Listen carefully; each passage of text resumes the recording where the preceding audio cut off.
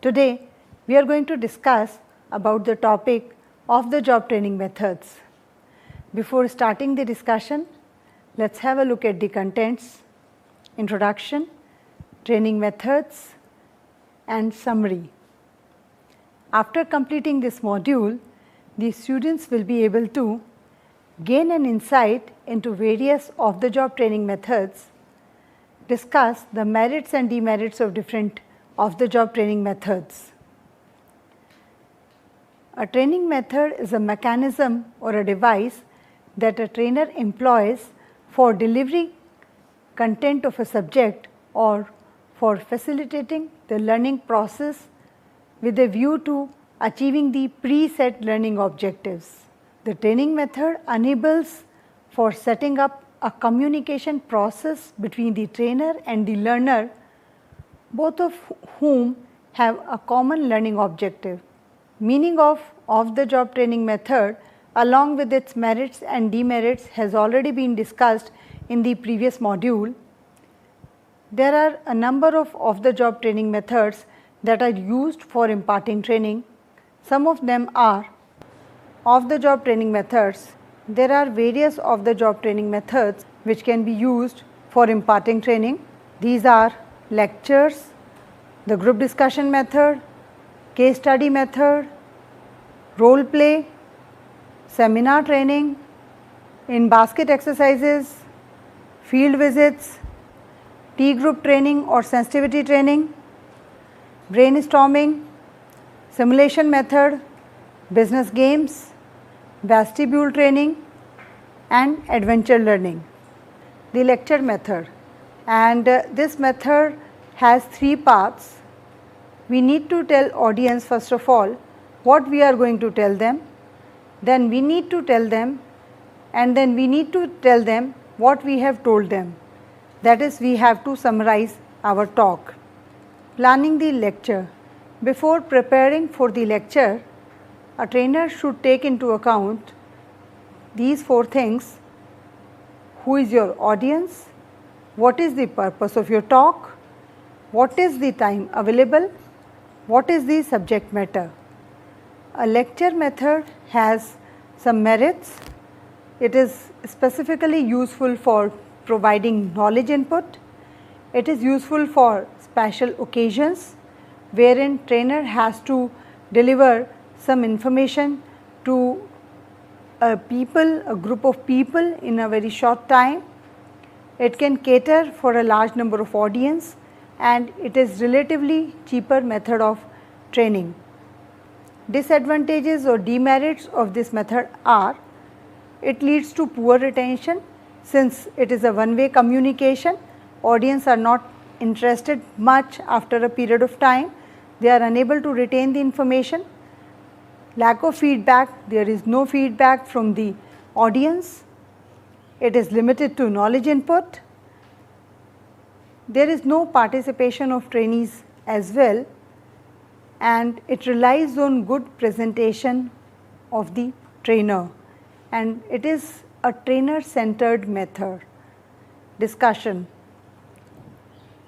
This method is directed towards drawing out the experiences of the participants, either to think through an issue in all its forms or generate a unified perspective on an unstructured problem among the participants.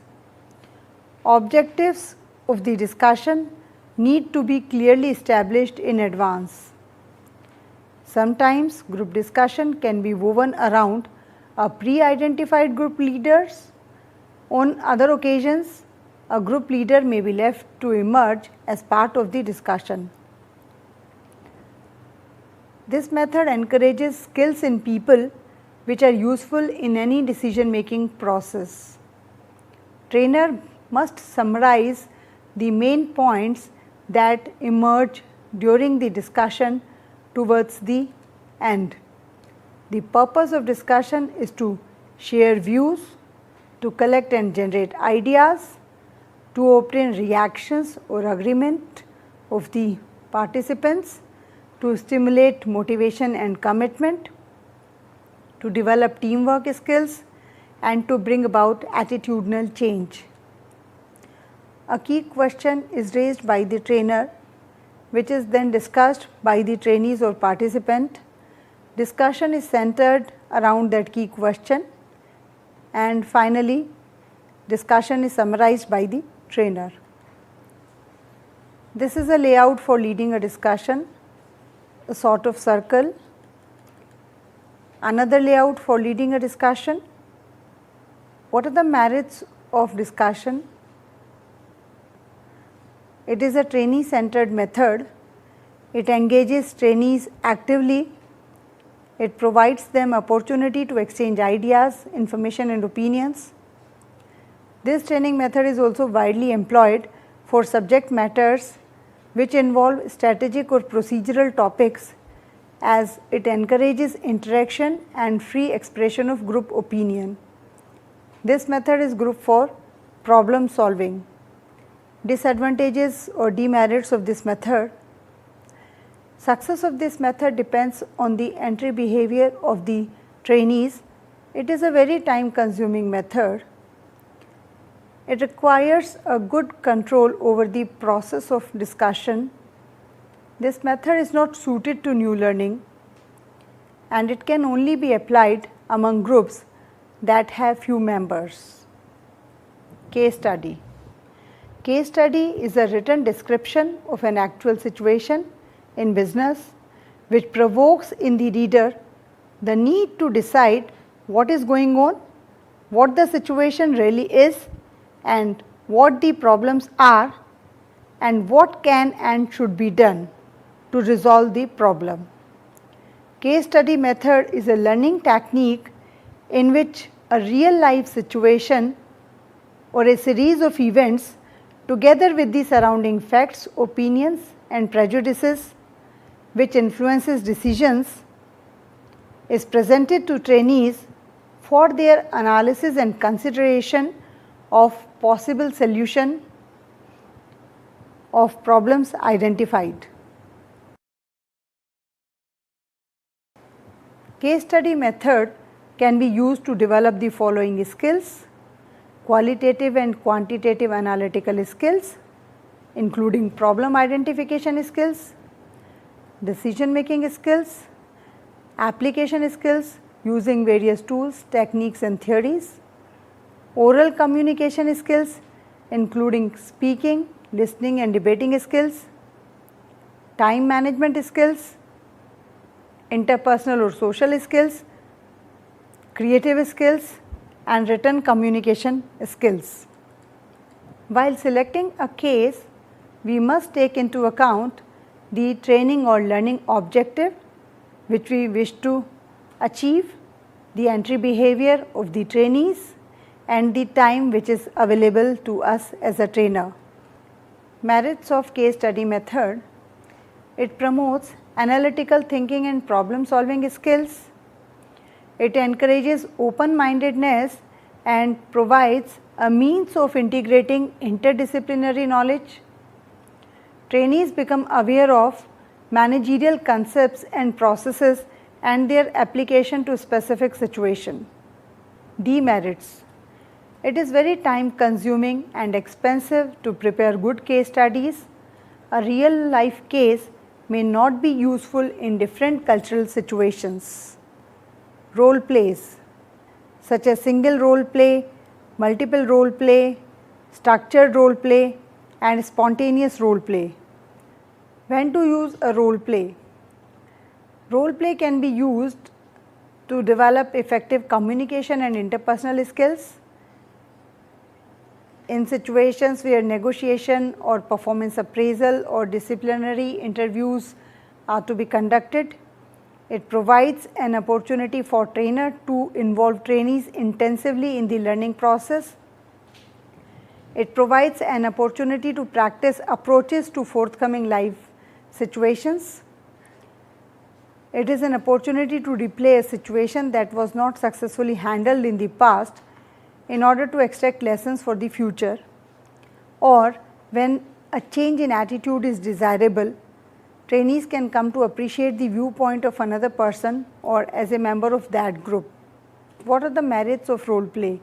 It enables learners to express hidden feelings, It enables learners to discuss private issues and problems.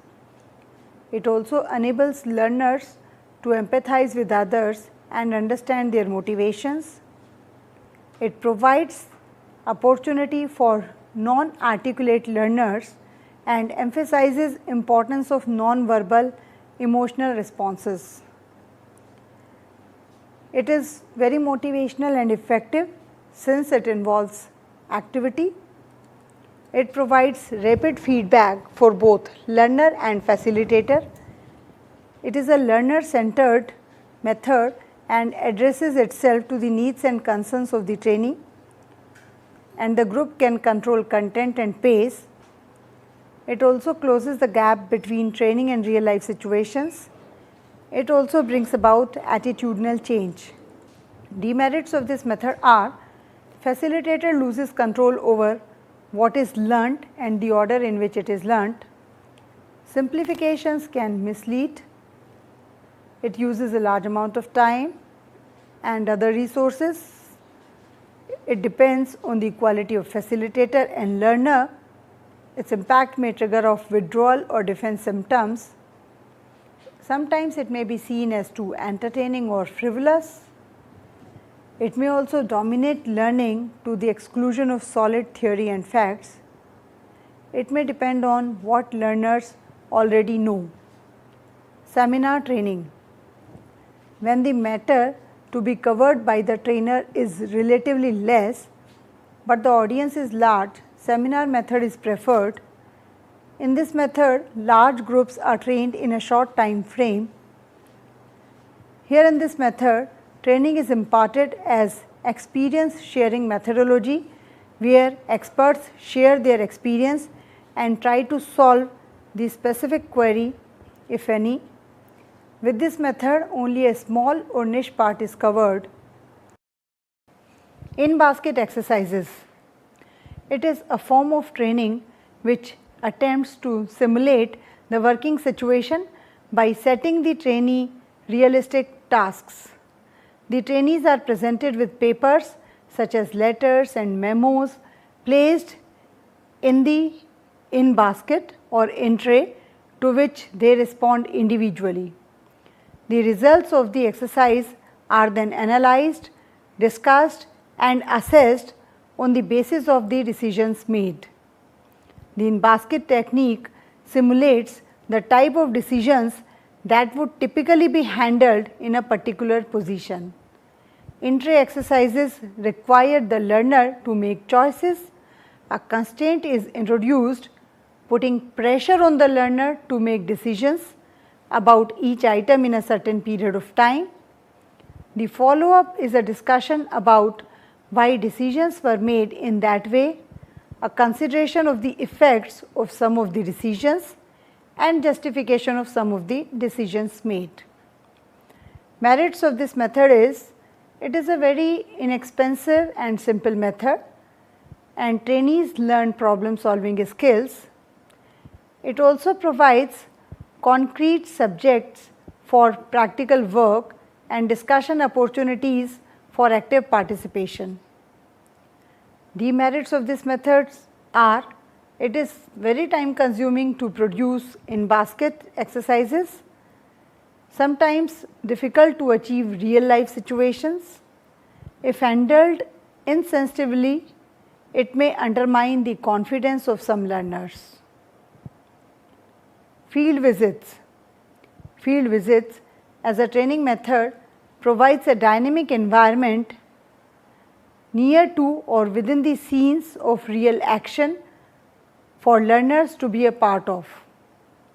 It is a training method in which opportunities are provided to the learners to visit organizations, shop floors, fields, community sites or villages with a view to be a part of, observe and collect information, to reflect, analyze and learn.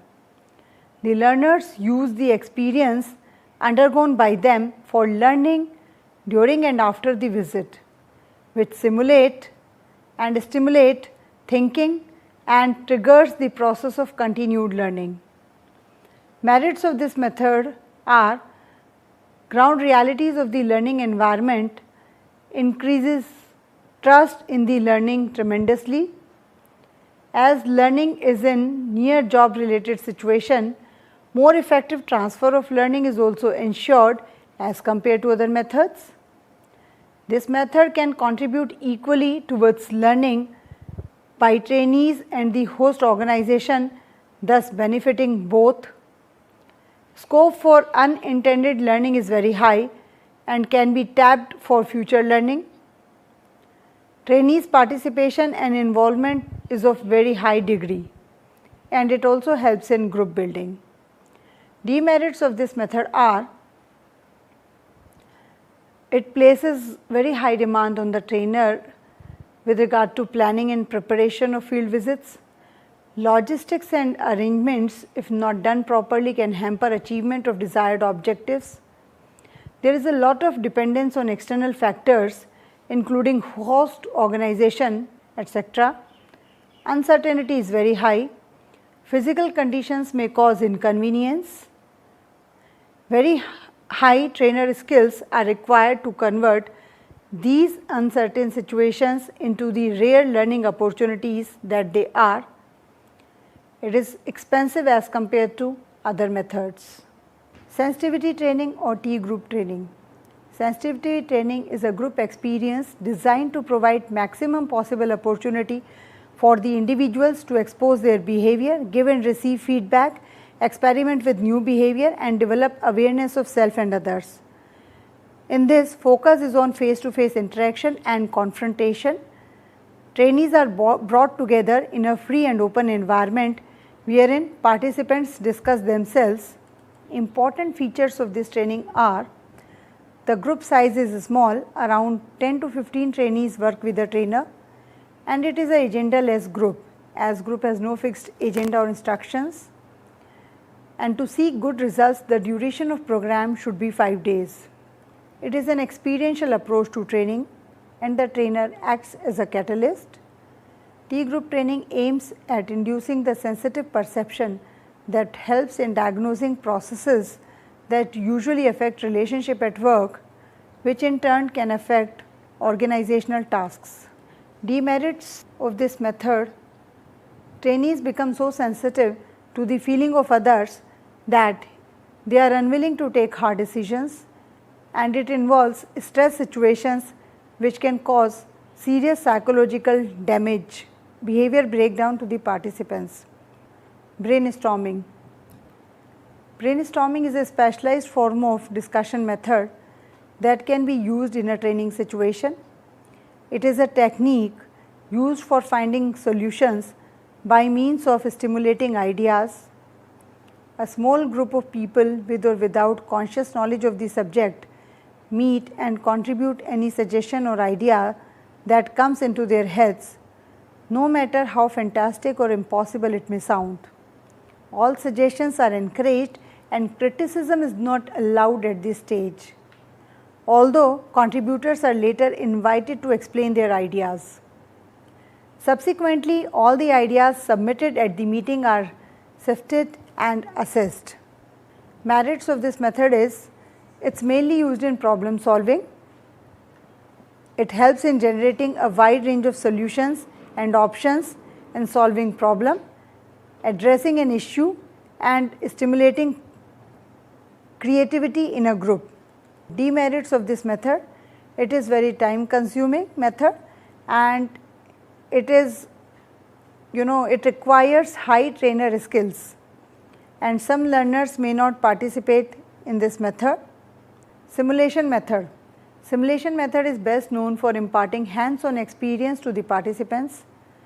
This method is designed in such a manner that lectures, discussions, debates and interactions are kept to a minimum. Instead, each trainee is given a simulation that will simulate the tasks he is expected to perform. These simulators can take on various forms. There are, for example, various activities, games, equipment simulators, real life activities or even role playing. These are incorporated to make the learning comprehensive. Merits of simulation method is: it is ideal for situations where the participants are expected to handle machines or real equipment from day one. In this process, it becomes essential that these trainees are having hands-on experiences in running the show. Hence, the real-life situation problems will also be faced by these participants as they are working exactly in the real-life environment. Business games. It's a learning experience in which groups of trainees operate as management teams of imaginary companies in a carefully defined competitive market. Umpires or a computer evaluate each company's decisions to increase investment in production and to spend less on research, and at the end of the game the performance of companies are compared. Trainees learn both from the game itself and from subsequent reviews of performance. Merits of business game is, it is a participative method. Trainees participate in the method, and the extent to which it mirrors actual managerial tasks. It is useful for developing problem solving skills, leadership skills and fostering teamwork. Demerits, it is very difficult and expensive to develop management game. The games are artificial. Trainees who are successful in these games may not be successful on the job. It is very time intensive to develop games, and sometimes competition of the game itself may overshadow learning objectives. Vestibule training. In this, a training center called vestibule is set up and actual job conditions are duplicated or simulated in it. Expert trainers are also employed to provide training with the help of equipment and machines which are identical with those used at workplace. Merits of this method: trainees can concentrate on learning without disturbance of workplace noise. The interest and motivation of the trainee is high as the real job conditions are duplicated. It also permits trainees to practice without the fear of being observed. Demerits: it is expensive method and training situation is somewhat artificial and trainee does not get a feel of the real job. Outbound training programs. Outbound training programs. It is also known as outdoor training or wilderness training. It is a training delivery method aimed at developing teamwork, leadership skills, self-awareness and problem solving and conflict management skills through structured outdoor activities. The activities range from highly strenuous and challenging ones such as mountain climbing, river rafting, rappelling, less physically challenging ones such as rope courses, trust falls and even simulated high level activities. Merits of this method are: it allows trainees to interact and build relationships with co-workers in a situation not governed by formal business rules, that trainees share a strong emotional experience which may open them to change, and these exercises can serve as metaphor for organizational events and behaviors, and these exercises can be self-enlightening, invigorating and self-esteem enhancing. Demerits of this method are: it is highly physically demanding and risky nature of many adventure learning activities. The company's risk for negligence claims due to personal injury, emotional distress or invasion of privacy. The high cost of such activity is another drawback, and the lack of evidence that transfer of what is learnt occurs is the main drawback. Summary: in this module, various types of off-the-job training methods are discussed in detail. The advantages and disadvantages of various methods have also been discussed. Different methods are suited for different purposes. Choice of method would depend upon the learning objective. Thank you very much.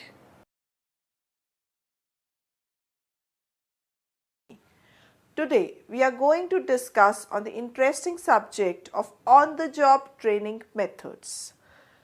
The learning outcomes associated are: I'll provide you an introduction, then we will discuss on-the-job training methods, their concept, features, process, merits and demerits of on-the-job training methods, how HRD can support an effective on-the-job training, followed by the summary of the module.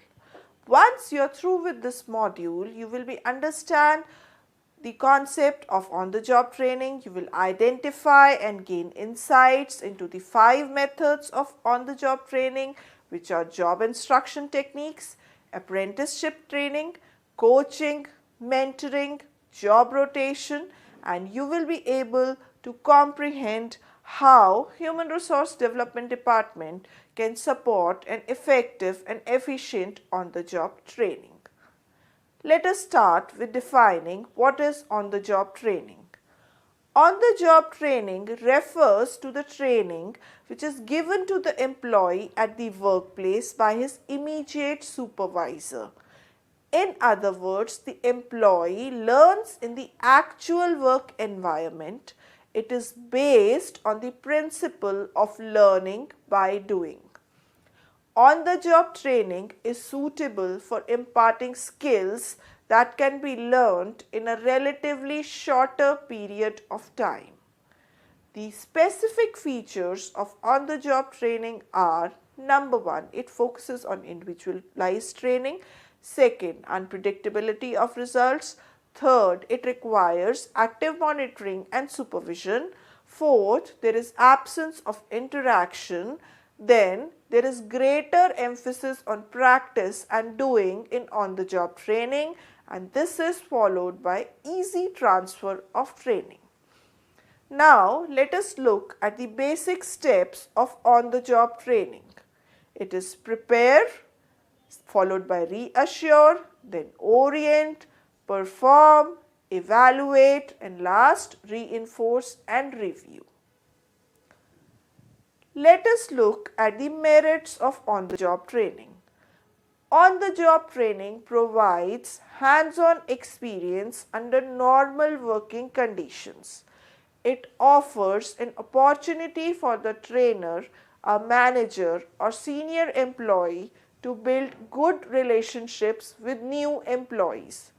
On-the-job training methods are relatively cheaper and are less time-consuming in nature. On-the-job training is the most effective method because it is in complete accord with the 3 basic laws of learning, which are the law of readiness, the law of exercise, and the law of effect. Let us discuss the demerits of on-the-job training.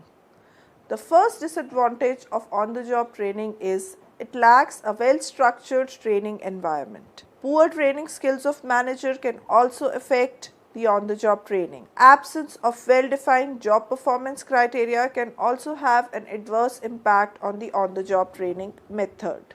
Suggestions to overcome problems in the on-the-job training. Develop realistic goals and measures for each on-the-job training area. You must plan a specific training schedule for each trainee, including set periods for evaluation and feedback. Rather, there should be a periodic feedback for better understanding. Help managers establish a non-threatening environment and atmosphere which is conducive to learn. Conduct periodic evaluations after training is completed to prevent regression. Methods of on-the-job training. There are 5 primary or main methods of on-the-job training. They are job instruction technique, apprenticeship training, coaching, mentoring, and job rotation. Let us discuss job instruction training. Job instruction training uses a behavioral strategy with a focus on skill development. However, with most of the jobs, some knowledge objectives are usually involved. What are the steps in job instruction training? The first step in job instruction training is prepare. That is, break down the job into the components. Prepare a training plan that presents the job contents in the correct order. Put the learner at ease and explain the purpose of training and why it is needed. Present, the second step. Tell, show, demonstrate, and explain the complete process. Tell the trainee about the technique that you are going to use or the process he has to undertake. Show him how to undertake that process or how to perform that task. Demonstrate that task to him. and explain all the strengths and weaknesses associated with that task. Third is try out. Have the trainee identify the different components of the job and what needs to be done to get the job done. Have the trainee give you instruction on how to do the job as you do it. That is just a case of role reversal. Have the trainee do the job. Let the trainee do the job himself. Provide appropriate feedback. Performance is too poor. Repeat the 3 and step 4. Also, allow trainee to ask questions so that he or she can solve his queries. Last, allow the trainee to practice and improve. Third is follow up. Check progress frequently. That is, periodic feedback should be given, constructive feedback should be given, and progress should be checked regularly. Gradually taper off progress checks. When you feel that the trainee is well established in his position, you can taper off the progress checks, or you can increase the duration of periodicity of checks. These are the steps in the job instruction training that we have just discussed. Coaching. Coaching is the process of providing one-on-one guidance and instruction to improve knowledge, skills, attitudes, and ultimately work performance. Under this method, the superior imparts job knowledge and skills to his subordinate. The emphasis in coaching is that the subordinate does things by learning by doing. Coaching outlines from a coach's perspective. He needs to understand the trainee's job. He needs to understand the knowledge, skill, and abilities. He needs to understand what are the resources required. He should understand about the trainee's current performance level, and this can be done through observations and discussions with subordinates. How can the subordinate identify the issues in his performance? Number one, the barriers that the subordinate perceives are inhibiting his performance. Secondly, resources the subordinate feels he or she needs to perform her best. Any knowledge, skill, and aptitude lag that they are facing, they can talk to their coach about it. How you can deal with these barriers and how resources can be procured about it. Mutually agree on performance objectives. That is, the coach and the person who is being coached, they should mutually agree on performance objectives and develop a mutual plan to attain those objectives. The coach should show the trainee how to achieve these objectives and observe the trainee perform and provide him periodic feedback. He should repeat this step 4 until the performance improves. Coaching can be used in different situations. Providing feedback to the employee in order for them to hone their skills, it is more productive in nature. Assisting an employee master changing responsibilities in response to organizational change. Reducing role ambiguity, improving employee attitude, and enhancing motivation. Providing support after training to facilitate transfer of new skills on the job. Now let us talk about apprenticeship training. Under apprenticeship training, both knowledge and skills in doing a job or a series of related jobs are involved. The trainees receive wages while learning, and they acquire valuable skills which command a high wage in the labor market. This training is very much important in printing trades, building and construction, and crafts like mechanics, electricians, or vendors. How one can use apprenticeship training effectively? Number one, organizations can set up their own informal apprenticeship programs. Find and examine a comparable job with an apprenticeship program and use it as a model. The classroom training could take place at a local community college. Night school classes, weekend classes, combination of the two can be arranged. Correspondence school training program is sometimes substituted for classroom training. Before developing an apprenticeship program, make sure that the program is available with the local government agencies. That can also be checked. Since the government is usually willing to help pay for the classroom training program, which is a part of the apprenticeship program, it might be advantageous to make the program official. For example, Skill India, we can say, is sort of a kind of apprenticeship program. Another on-the-job training method is mentoring. Mentoring is considered to be a form of coaching in which an ongoing relationship between a senior and junior employee is established. Mentoring provides the junior employee with guidance and a clear understanding of how the organization carries out its business and how the person is being mentored can be effective. The mentor provides insights and guidance, but the person being mentored must accept personal responsibility for setting his own objectives, developing his strategies for learning, and evaluating his own outcomes. How one can use mentoring effectively? There should be top management support for mentoring. It should be an integrated part of the career development process. Voluntary involvement in the mentoring process should be there, that is, the mentees should not be forced to choose a mentor. Assignment of mentees to mentors should be there. The program should be in short phases. It should have an established orientation and the process should be monitored regularly. Job rotation. Under this method, the trainee is periodically rotated from job to job instead of sticking to one job so that he acquires a general background of different jobs. The purpose of job rotation is to broaden the background of the trainee in various positions. Job rotation is used by many organizations to develop all-round workers. What are the merits of job rotation? The advantages of job rotation include that employees are able to learn new skills and gain experience in handling different kinds of jobs. Secondly, the employees also come to know that the interrelationship between different jobs in the organization. Job rotation is also used to place workers on the right jobs and prepare them to handle other jobs in case of need.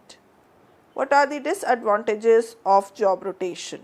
Productive work may suffer due to disruption caused by changes and limitations of individuals to adjust to a new job. That means they may take a longer time to do the job, hence affecting the productivity of the work. Employees cannot gain specialized knowledge in one particular branch of work during a shorter span of time. That means it focuses on making employee a specialist and not a generalist. Job rotation may undermine the morale and efficiency of the executives transferred, as their family life might get disturbed and they find it difficult to adjust at the new place. This might happen if the person is relocating from one area to another. How GE has approached on-the-job training? Let us have a look. GE believes in on-the-job training approach. It trains its customer service operators on the job. Each representative is able to handle about 100 calls a day once they have received on-the-job training. How Human Resource Development Department can support effective on-the-job training? Number one, they can create effective on-the-job training process document that does the following activities. It should state the rationale for using OJT. It should link OJT to the overall strategy of HRD. Third, it should identify supervisory responsibilities with respect to OJT. Fourth, it should also provide for a process of including the on-the-job trainer's responsibility in his performance appraisal. Secondly, develop a job description and specification for the job of the on-the-job trainer. This will aid the supervisors in the selection of appropriate candidates for the job. Develop a training program for on-the-job trainers. Make sure that a system is in place to keep track of how well those selected and trained in the on-the-job training process are doing. Provide complete support to on-the-job trainers. Here, you need to think on a larger scale. You need to look at the broader picture, but you need to begin at a smaller level. That is, you have to take a step-by-step approach. Summary of the module. On-the-job training refers to the training which is given to the employee at the workplace by his immediate supervisor. We have discussed 5 on-the-job training methods. They are job instruction training, apprenticeship training, coaching, mentoring and job rotation. The job instruction technique uses a behavioral strategy with a focus on skill development. Coaching is the process of providing one-on-one guidance and instruction to improve knowledge, skills, attitudes and ultimately work performance. Apprenticeship training program tends more towards education than merely on vocational training. Mentoring provides the junior employees with guidance and a clear understanding of how the organization goes about its business and how the person being mentored can be effective. In job rotation method, the trainee is periodically rotated from job to job instead of sticking to one job so that he acquires a general background of different jobs. HRD can also play a great and important role in supporting effective on-the-job training. Thank you. I hope you understood the module well.